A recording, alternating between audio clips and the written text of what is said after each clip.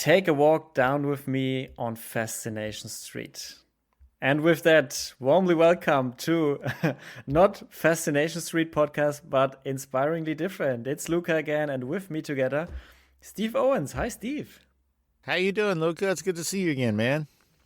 Good to see you again, healthy and vital, like always. Yes. The phrase is from your podcast, actually. You have an own podcast, Fascination Street. I do. That is correct. What's it all about? Tell us. Well, it's an interview-based podcast where I interview people who I find fascinating and or have fascinating stories. I started it in 2017, around July, and here we are a little over 4 years later, and I've got about 275 episodes released and going strong. Oh, yeah, 270 episodes already. Oh, my God. It's like, how many episodes is this per week? Like more than one, or? No, one. Well, it started out a little different. When I first started, for about the first 6 months, I was doing it every other week. And by the end of that first 6 months, I had such a backlog of already recorded episodes that for the next year,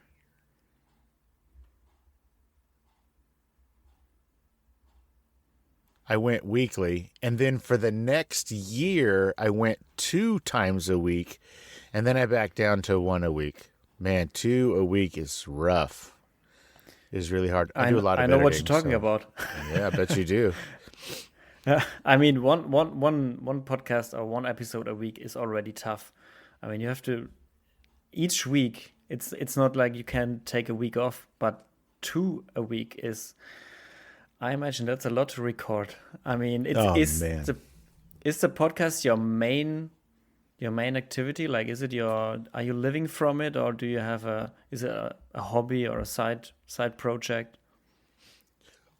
I do make money from it, but it's not my main source of income. I do have a full-time job, which is that I own my own business. Nice.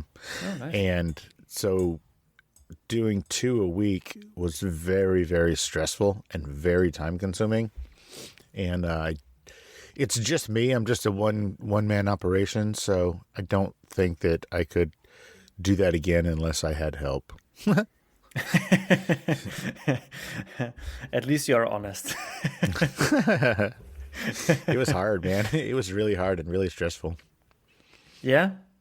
Yeah. But how? Why did you do it? Why did you do it then? When it was Well, so I did it hard and because stressful? I started feeling guilty because I had so many episodes recorded where I had already spoken with people, and if I just was releasing on the 1 per week time frame, it was going to be 6 months before I would release these people's episodes, and they're just like, whatever happened to that one thing we did? And I'm like, well, it's coming. So I felt really guilty, so I just started putting them out 2 at a time. But I did that for a whole year, and man, That's I did impressive. get caught up, but woof, man, that was terrible. A little bit shocked when it came finally the day. Yes, absolutely. It's there. Okay, so Steve, tell us, why are you doing this? How did it come? How did it come that you created your own podcast and interview inspiring people, fascinating people? You could say both. I'm inspired by a lot of the people that I interview. I think inspiring and fascinating sometimes can go hand in hand. So feel free to say inspiring. I get it. I had been listening to podcasts just as a listener for over a decade before I decided I wanted to get into podcasting. And the way that happened was I have a friend, and he lives near me, and we were going to start a podcast together, but then my wife got a really cool job in a different state, so I moved away, and then my buddy started the show anyway. He started it without me. He was supposed to. We had talked about it. It's not like he did it behind my back or anything. But he went ahead and started it, and then once in a while I would call in, and kind of like this, I would be the guest on his show or whatever. We'd just hang out. And then when I moved back to the same state as him, which was like 18 months later, I would go to his house once a week and we'd record and we'd have beers and hang out, and it was really fun. It wasn't an interview show. It was just sort of a kind of a current events thing, talking about things that have happened and telling funny stories and just having a blast. And getting to hang out really was the fun of it. And I had an opportunity to go to Los Angeles. I live in Texas. I had an opportunity to go to Los Angeles, California, and I was going to be there for 4 or 5 days. And I figured that would be a great opportunity for me to start my own show. I had been on a lot of planes and done a lot of travel in the preceding 2 or 3 years, and invariably sitting next to me on the plane or whatever, I'd get to talk to somebody, and all of a sudden they would have this really fascinating story, and I was like, oh man, why didn't I record that? Everybody needs to hear this really cool story. And so when I had the opportunity to go to Los Angeles, I had made some friends in LA, both famous and not famous, and then some in the podcasting world. And I was like, you know what? I'm going to be in LA. It's going to be a great opportunity to start. I'll just record a whole bunch of episodes, and then when I get home, I'll edit everything, and then I'll start my podcast. And that's kind of how it went. And I think I got my first 12 episodes from that 4 or 5 day trip to Los Angeles. And then I was off and running. Nice. And all by your own. What did you do in Los Angeles? Was there a work purpose? Because if you recorded 12 podcasts in 4 days, I don't know. Did you have time for anything else besides that? Yeah, it's funny you ask. No, I was really going to meet up with a friend of mine that I had only been friends with sort of online and through email and phone and things. We had never met really in person. And I was going up there to meet and hang out with him. And so it was really just a recreational visit. There was no work or anything like that. It was just going to be to go see this dude. And then I was like, well, I'll just schedule all these things around whenever that guy's doing other things. And then I did it that way. Nice. And the concept of your podcast, if I understood right, is telling fascinating stories from fascinating people. It's really kind of a get to know the guest kind of a podcast. So what I like to do is I start my show talking about where the guest was born and raised, because I think that kind of helps us understand how they got to where they are in life. And so we start off with where they were born and raised and what they wanted to be when they grew up, and then kind of how their life led to where they are, and invariably fascinating stories creep up along the way. I just did an interview recently with an actor who's been an actor for 50 years, and in all of his interviews that he's ever done, there was a story that he told on my show that he had never told before. Oh. And it had to do with when he was a teenager, and he snuck his mom's car out and then got stuck in the snow and was trying to push it, and he ended up getting like frostbite on his fingers, and he couldn't, he had to go to school with his hands wrapped up, and he couldn't even write down anything in school. Like it was this really long, fascinating story about how he got stuck in the snow because he snuck his mom's car out and got frostbite. And so like that story just kind of, it just happened to come up just because of the way we were talking and the path we were going down. And that's kind of how the show is. Occasionally we'll set out specifically to talk about some things, like if actors have a movie coming out or a TV show coming out, of course we'll talk about that thing. But then we'll also talk about, what made them think that they could do whatever it is. And it's not just actors or whatever. I've interviewed authors and astronauts and musicians and athletes and CEOs. And my biggest question is, I think it's because of the way I was raised, my biggest question for them is always, what gave them the confidence to do whatever it is that they're doing? What made them think they could do it? I wasn't really raised with a you can do anything kind of an ethos. It was more of a the world is going to beat you down, so just get ready and hang on. I'm always I'm just endlessly curious and fascinated by what made people think they could do whatever. So that's really the heart of my show, is what made you think you could do that, and then let's talk about how successful you have been doing it. Yeah. So let's turn this thing around, Steve.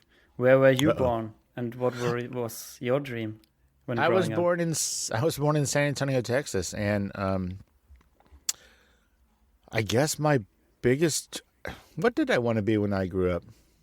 Race car driver, astronaut, all the little boy things that you want to be when you're a little boy. But as I got older, I wanted to be an architect, and Ah, I thought that building and building design was really cool, and it was something that I was kind of good at in middle and high school. Over here in the United States, even back then, college or university is very expensive. hmm. I know some other countries it's really not that expensive. Is this the thing with the whole student loan and debts that Kind the of. American So, people have? so a 4-year degree at a major university in America right now costs somewhere between $80 and $150,000. Oosha. That's a lot of money. And in some of those degrees, depending on what your degree is in, you finish with that degree and then you can go get a job making $30,000 a year. So that's why there's Well, such crushing debt over here, is because you'll spend $150,000 to be able to get a $30,000 a year job. oof. Sounds like a good system, if you ask me. For At least for the somebody. banks. Yeah, there you go, for the banks and the universities, yeah. Mm. But partly because tuition was so expensive, I didn't end up going to university.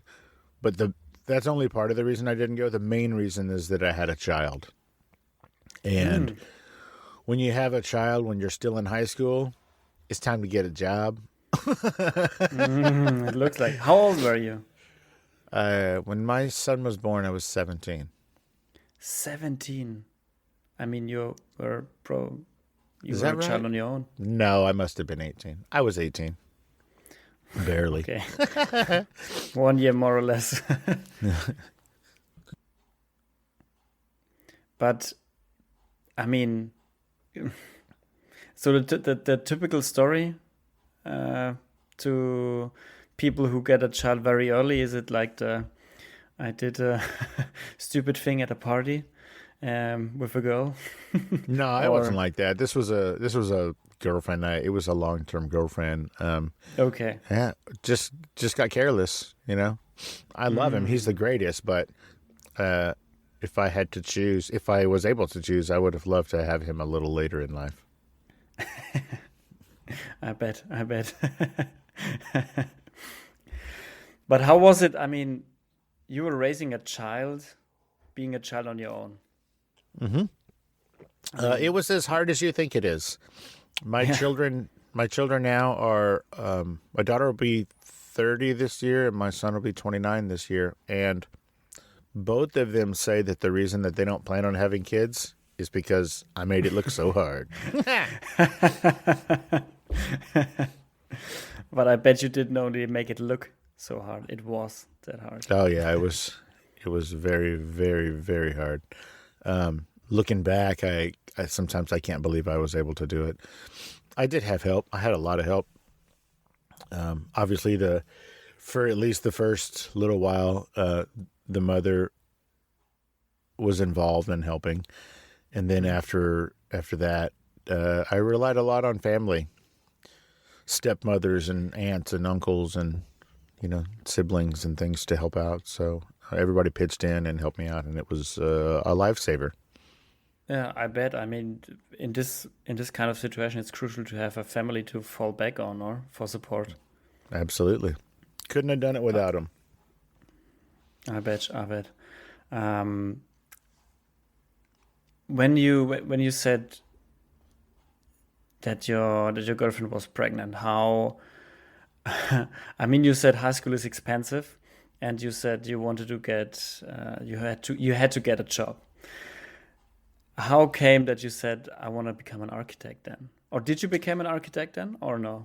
I did not become as soon as it was time to be a daddy, or I knew that that was imminent. The being an architect kind of went out the window. Mm. So it was working at factories and restaurants and things like that. Whatever I could do to, pay the bills. So every job opportunity you took to pay the bills. Yeah, let's see here. I worked in a factory that manufactured cardboard boxes. I worked in a factory that made heating and sensing cable for fire alarms and things like that. And then I got into the restaurant business. I started out as a dishwasher, and that was in restaurants for probably the next 15 years, maybe a little longer.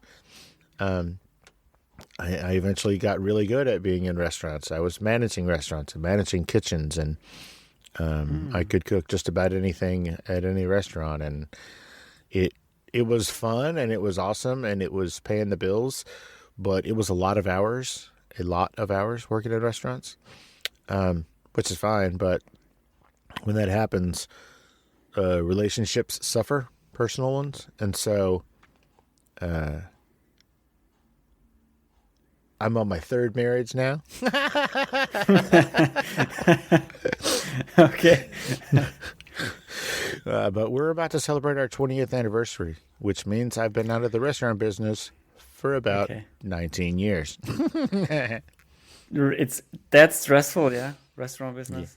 Yeah, it's pretty stressful. But it did, seeing all, being around all the restaurants and everything, it did make my son want to be in restaurants. And so he went to Le Cordon Bleu and became a chef. My son is a chef now because of growing up in restaurants, really. Awesome. I mean, that's something. That's something great. Absolutely. And my life is wonderful. I mean, I know it was hard getting here, but I love it. I have the best life I could ever have imagined. I think sometimes it's, if you are in the hard situation, like if you really are in it at the moment, it feels like shit. It feels like, why me? Why me? So why can I have it a little bit easier? But at the end, years later, you look back and you see like, yeah, okay, I mean, it was kind of necessary for me to be who I am now. And if you are saying you are happy now, then I think you had to go through all this, didn't you? I think I did. And it's easier to see it in my relationship, right? So I'm on my third marriage, and we are beyond happy. We're stupid in love, and we're that couple that annoys the shit out of other couples because we're so happy. and we talk about it all the time. I personally, I wouldn't have been ready to appreciate and enjoy my wife unless I had gone through those other things, right? So unless I had been through some rough relationships and some pretty down times, I don't think that I would have been mentally or emotionally at a stage where I could have received and respected and understood what it meant to be in this current relationship, if that makes any sense. I think that, you have to go through the bad to appreciate the good. Yeah, with no bad, there is no good. It's always the same. Without bad, there is no good. That's what I mean. Without darkness, there's no light, right? So, it sucked, but I think that going through some of the things that I went through made me into the person that I am today, which, not to pat myself on the back, but I think I'm a pretty good dude. It's okay. It's okay to pat yourself on the back from time to time. I mean, come on. Appreciate what you did, what you went through, what you accomplished. I mean, you have your own business, you have your own podcast. It's going pretty good, what I heard, what I read between the lines. It's going great. So be proud. It's okay. And I think that, looking at my history, it was all step by step. I was tired of being the reason, that relationships failed. And when I finally found this new relationship, it was time to get out of the restaurant business. That was too many hours, away. And so I got into banking. Because of this relationship, I got into banking. And then I was in banking for, I don't know, 7, 8, 9 years, something like that. And it was in banking that I had the time and ability at work to listen to podcasts, to discover podcasts, and to fall in love with podcasts. And then we had a big banking crisis over here a few years ago, and I got laid off. I got let go by 3 different banks in 1 year, I think. But while I was at that bank, I met a dude who's my best friend, and we decided to start a business together on the weekends. And then when all the stuff happened with all the banks, we made it full time. So it was all step by step by step. And that's the business that I'm doing now. And it's been almost 18 years that I've had this business. So, Awesome. and then now this business affords me the freedom and the opportunity to start my podcast. So it was all step by step. And I think that everything that came before it was necessary to propel me to where I am now. Yeah, I believe that. What kind of business are you running with are you still running it with your friend or alone? It's funny. We were running it together, and then some things happened in his life that he had to leave the business. But then very recently he restarted the business, but in a different town than I am. So we're doing the same thing in different towns, and it's under the same moniker. Like we have the same name and everything as the business, and things are going great for him and for me, and it's just a blast. And the business is a window washing business, almost exclusively houses. I have a very small number of commercial accounts, but for the most part, our business is we come to your house and clean your windows. Sounds like a legit business. It is fantastic, and being my own boss is the best thing that has ever happened. I don't have to ask anybody if I can take a vacation with my wife. I don't have to ask anybody if I can take Friday off to interview a new guest for my show. I don't have to do any of that, and it's my favorite thing. Nice, and even better if the things are going going Absolutely. great for your business. Absolutely. And I think also window washing is a pretty safe business also during Corona, right? Well, you would think so, but at the beginning of Corona, we didn't really know what it was, right? Nobody really knew. Can you get it by looking at somebody or winking the wrong way? So I did have a lot of my business that sort of shut down for a few months until we figured out, you can't catch it through glass or looking at somebody or whatever. So once we started to kind of understand that how you could get it, then my business started to pick back up. Just from the nature of my business, my customers typically are older, and so I feel like my customers are more in the at-risk category as far as age goes.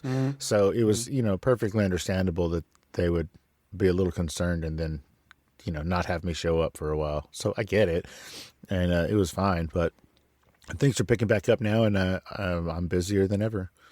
So that's cool. Right back to where I was. Busier than ever, but still not as busy as in the restaurant business. Well, see, when you're washing windows, you can only do it when the sun is up. Restaurants, you get there, you never see the sun sometimes. Nice analogy. Coming back to a podcast, I mean, you did over 270 episodes. Do you have some episodes that still stuck in your head where you're like, okay, this is like 1 or 2 or 3 years ago and I still can remember this interview with this person like it was yesterday? Yeah, there's a few of them. Some of them stick in my head because I ended up becoming friends with the guest, and that's always really cool. There's a guy named Joe Lafferty. I think he was on your show. It True. was probably a year and a half ago. He was on my show, and we had such a wonderful conversation that ended up being a two-parter. So it was like two 1-hour episodes of me chatting with this guy, and he had such a fascinating story. And I talk to Joe almost every day now, and so we're really good friends, and so that one will always be close to my heart. That's a good one. And then the one that sticks out the most, as far as maybe pride on my side, is I interviewed Ron and Clint Howard's father, Rance Howard, who Ron is a famous actor and director, and Clint is a famous actor. And I interviewed their father, and I was the last full-length interview that he did before he passed away. Oh, And like, he passed away before I even had a chance to release it. It was the very last interview that I did on that initial trip to Los Angeles. And it was such a great conversation, and I got to talk to this man who had raised these two wonderful kids, wonderfully successful. The kids, both Ron and Clint, they are generous to a fault. They are non-judgmental about just about everything. They're helpful and friendly, and they're just really nice people to be around. And sitting there interviewing their father at the breakfast table of the house that he raised them, I could see where they got it from. He was so generous with his time, and he was so friendly and sweet, and it was just such a great conversation. Like, I walked away from that conversation feeling like the luckiest guy on the planet. And then, 6 weeks later or 2 months later, when he passed, even though I had only met this guy once and had only spent an hour and a half with him, I was devastated. He made such an impact on, he was in acting for, I think it was 60 years. He had 1,200 projects that he was in, or something crazy like that. It was a big number. He was in TV shows and movies, like, all over the place. But that wasn't even what he was the most proud of. He had a massive, decades-long acting career, but what he was the most proud of was his children, and it was great. It was really cool. So that one probably sticks out the most, and it was one of the first ones. But sounds like a very humble man. oh my gosh, he was amazing. He was so cool. It was really cool. But there's been others that stick out just because they were, favorites of mine growing up or something like that. It was really cool to get to. Did you meet your childhood heroes? Yeah. Well, you're not supposed to do that, and most of my childhood heroes have passed, so I think I'm safe there. But I did get to interview a lot of people from my childhood. I've gotten to interview musicians from bands that I loved growing up, or bands that were, sort of influential to me at certain times in my life. I got to interview, like I said, an astronaut. Come on. That's awesome. Amazing. It's just, Cool Runnings, that movie about the Jamaican bobsledders? Yeah, of course. I got to interview one of the Jamaican bobsledders. I've just gotten to do so many cool things. It's just been amazing. A lot of artists, a lot of bands. I don't know was Tiger King a thing over there? Yeah, a big thing, a huge thing. It was? Okay, so Carol Baskin from the Tiger King, I got to interview her. Really? Yes, and so tell me, did she kill her husband? I really don't think so. Honestly, after listening to it, I really don't think that she had anything to do with it. Obviously, everybody has their side, and I don't feel like her side really got told in that thing. But from where I sat when I was talking to her, I don't think she had anything to do with that. But I've just gotten to interview so many people. It's insane. I love it. That's so cool. That's so cool. And Did while it I don't, was there? No, please ahead. go ahead. Please Well, go ahead. I was just going to say, you know, while there are people that I talk to on a regular basis that are started off as a previous guest, like I mentioned, Joe Lafferty. While I don't talk to her all the time, I do still talk. I do still have. I do still communicate with Carol Baskin, and that just makes me so happy. Oh, and one of Carol's friends, a guy named William McNamara, he's an actor, and he was an actor when I was growing up, and my all-time favorite movie is called Dream a Little Dream with Corey Haim and Corey Feldman and Meredith Sound. It doesn't matter. A whole bunch of people. And he is the bad guy in that movie. And so when I had the opportunity to interview him, that is probably the closest thing to one of my childhood heroes or whatever. Because he's literally the bad guy in my all-time favorite movie. And it just so happened that during the course of the interview, I found out that him and Carol Baskin are friends. So, I mean, it's just such a small world. Yeah, And it truly is. I'm constantly blown away at how fortunate I am. That's part of why I say my life is so good right now, is that I have been able to speak with and sometimes still have a relationship with some of the most iconic people in history, and some people who I just think are really cool. And it's not all famous people, like I said. In fact, one of my most listened to episodes, nobody even knows her name, much less what she does. She's a luthier, and half the people on the planet don't even know what that means. This is a Me woman included. who, well, a luthier makes and or repairs stringed instruments. And so this lady runs a guitar repair shop in Connecticut. I mean, that's 3,000 miles away from me. That's probably like 3 or 4 kilometers, whatever that translates to.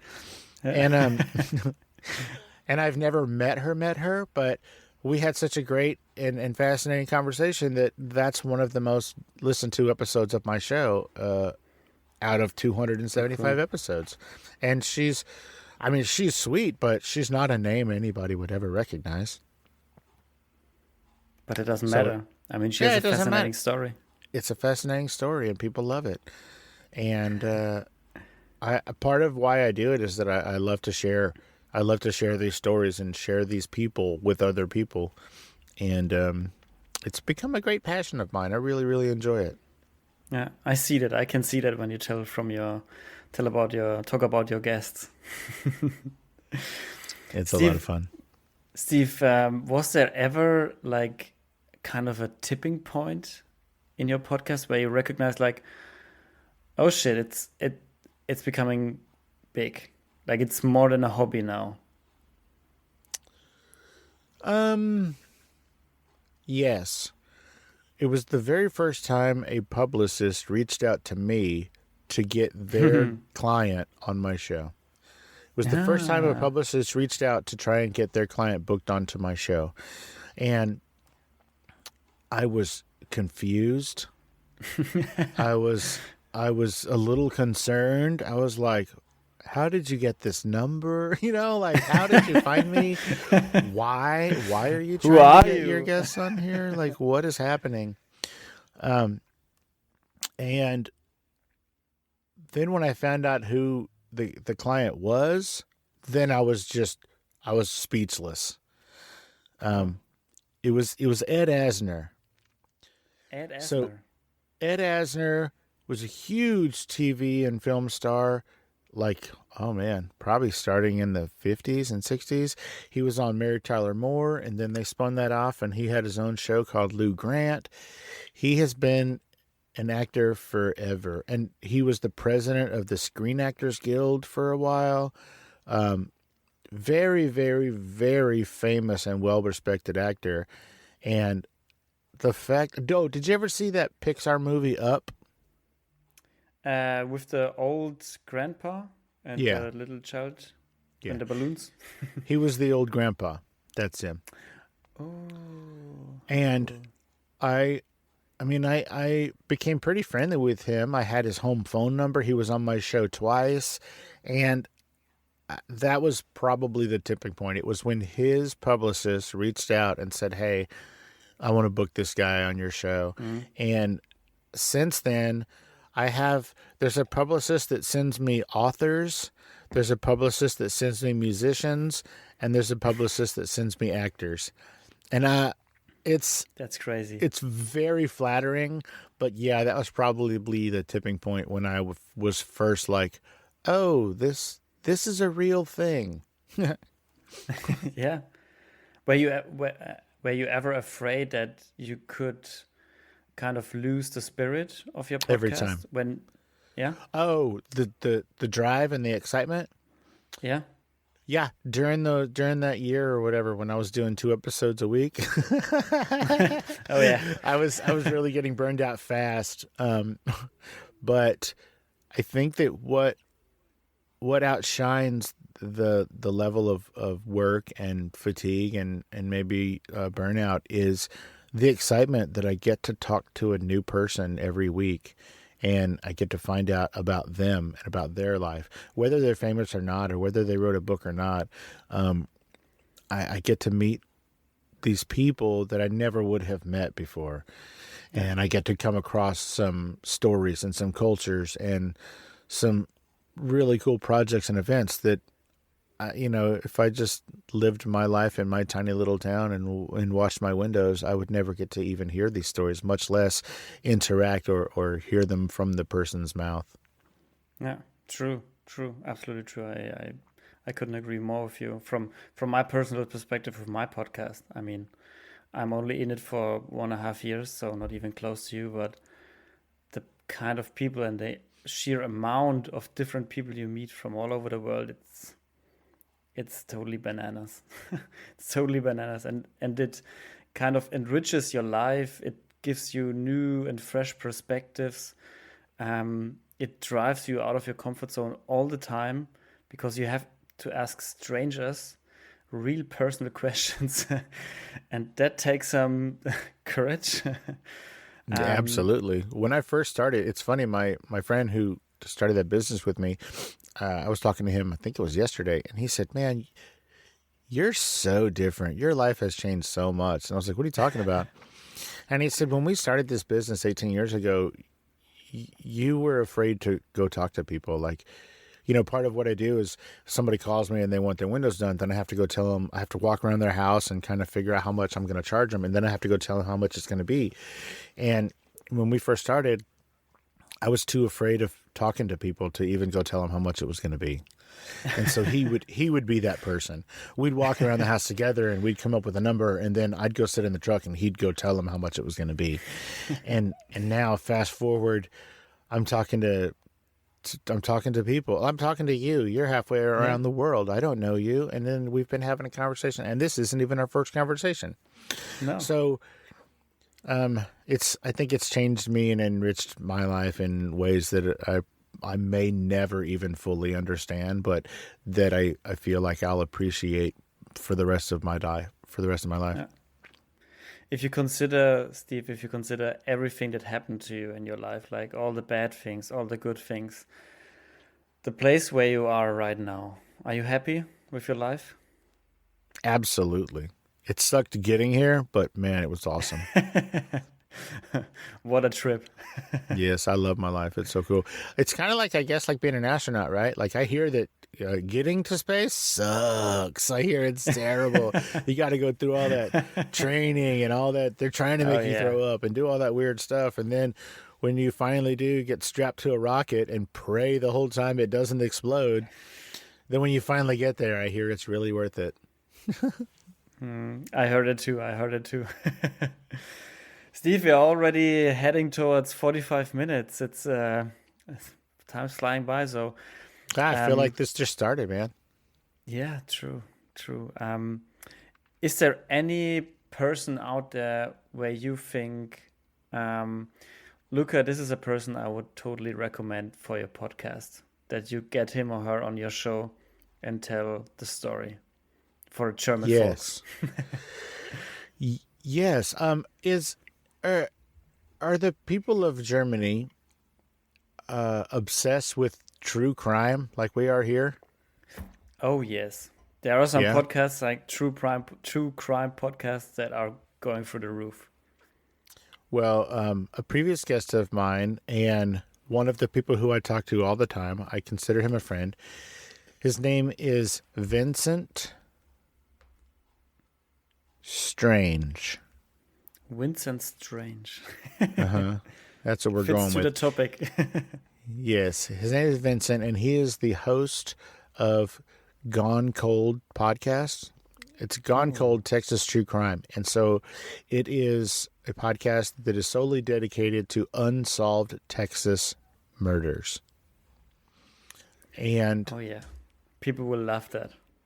check this out. This is so cool.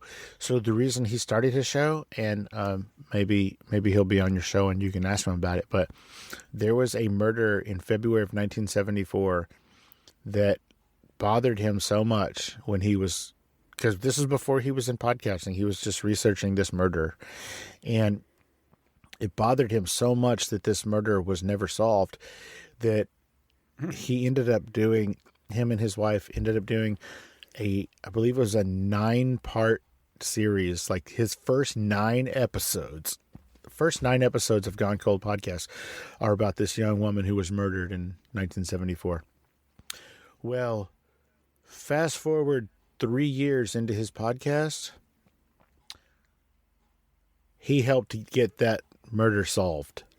Oh no way! Yeah. Like, No way! now he says he didn't really have much to do with it, but he did a 9-part episode. I mean, yeah, he did a 9-part show on it, and Yeah.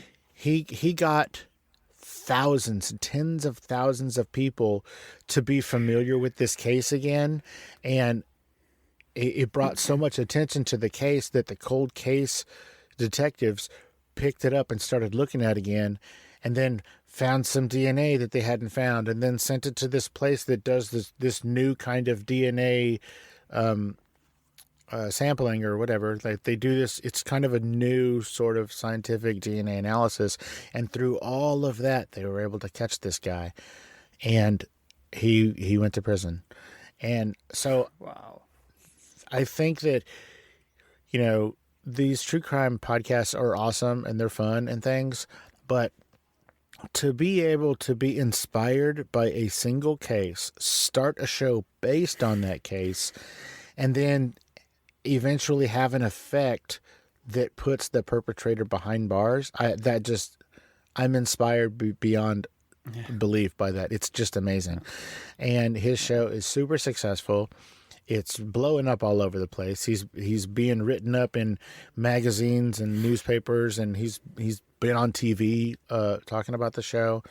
And again, it's called Gone Cold Texas True Crime, and it is amazing. So yeah, Vincent is the person that I would say. Vincent Strange from the Gone Cold Yes, podcast. that is Awesome. correct. Steve, if you could throw out one song and one book recommendation, what would that be? Well, I can't throw out one book. I'm going to have to throw out 2. Okay, throw it out. I recommend a book called Just in Time, A Memoir of Faith and the Fight for Life by previous guests of my show and your show, Joe Lafferty. It is about his fight for life. He went through a lot of things. He beat cancer as a child. He has an inspiring American football coaching career in that he coached, I think it was either 11 or 13 players who ended up becoming professional American football players, which is outstanding. Yeah.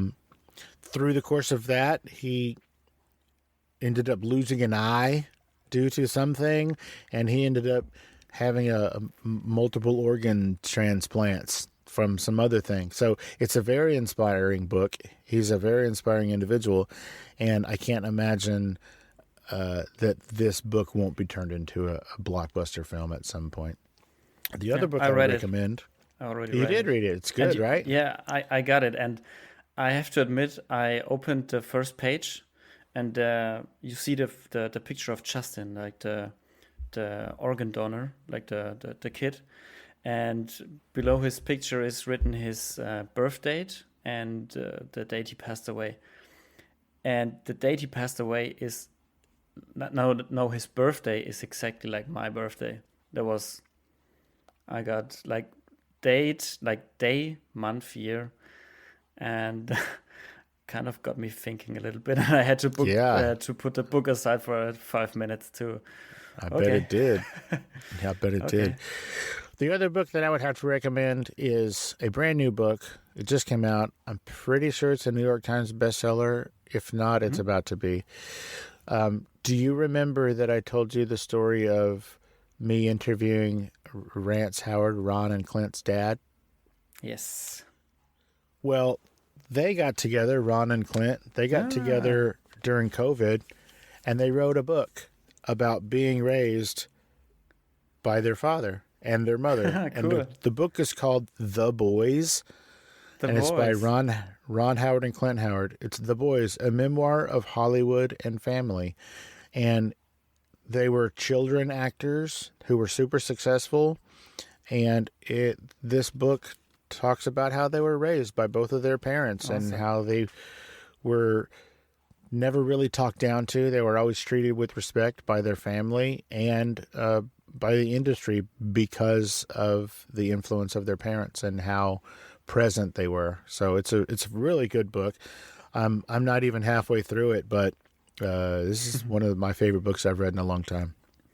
All right. So just in time and the boys Just in Time and the Boys. and one song. All right. What genre of music do you want, man? I listen to just about everything. What do you want? Let's take rock and roll. Rock and roll. Okay. Well, previous guest of my show is Donald. Oh man, do you edit at all? No. No. Awesome. Good to hear. Good to hear. Okay, I tell you what. Even though you asked for rock and roll, I'm not going to give that to you. I'm going to give you All something right. else. There's a, there's a musician named Kinky Friedman, and Kinky Friedman. Okay. yes, Kinky Friedman. He is probably in his mid 70s. He's been a musician for probably 50 of those years or more.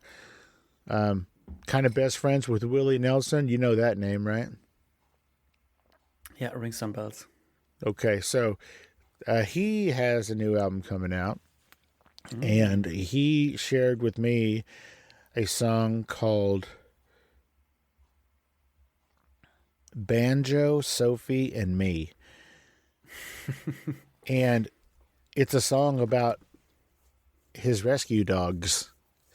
And it is a very, very sweet song. It is a very easy to listen to song. He's a singer-songwriter, and so that means that he doesn't really need a band. He has one sometimes, but he can go anywhere and do anything with just a guitar and Nice. or a microphone. He is an amazing individual. Over here in Texas, he's a legend, both musically and politically. He ran for governor a while back. He didn't make it, but he did raise a lot of eyebrows. And he's written, I think it's 20 detective novels. And like I Oof. said, his music career spans 5 or 6 decades. He's a pretty good Awesome. dude. Yeah, so if you can find it, Banjo, Sophie, and Me by Kinky Friedman. Yeah, I will find it. I will All look it right. up and find it. Fantastic. Awesome. Steve, it was a pleasure having you here. You are an inspiring person on your own. Like you're not only fascinating, you're not only interviewing fascinating people, but I think you're a fascinating person for your own. Well, Luca, I appreciate that, man. Thank you so much. This has been a long time coming. I appreciate your patience and all of my rescheduling, and I apologize for those. But I had a blast, man. Thank you so much for having me. Thank you for taking the time, and I wish you all the best for your podcast. But I think you will make sure it's keeping you keep it successful and running. Well, I wish you all the best for your show as well. And where can people listen to your show? Where can I find it? On Spotify, Google, Apple Podcasts, and on inspirierendanders.com. Oh yeah, that'll be easy to find. That sounds easier. No, not at all. Even it's complicated to write in German, so it's probably undoable in English. Nice, perfect. But check it out. Check out my podcast. If people listen to that, they can check out my podcast via Instagram, where you are linked to, and have a blast on my homepage and find all the English speaking episodes. So. Oh yes, because you do both, right? You do some in German, and is it mostly in German? Mostly in German. I think I got now 88 episodes, and oh, good man, that's awesome. 12, 13 are in English. Oh, cool. Rock on. So well, I know English is not your first language, but you did a great job with it. So well done.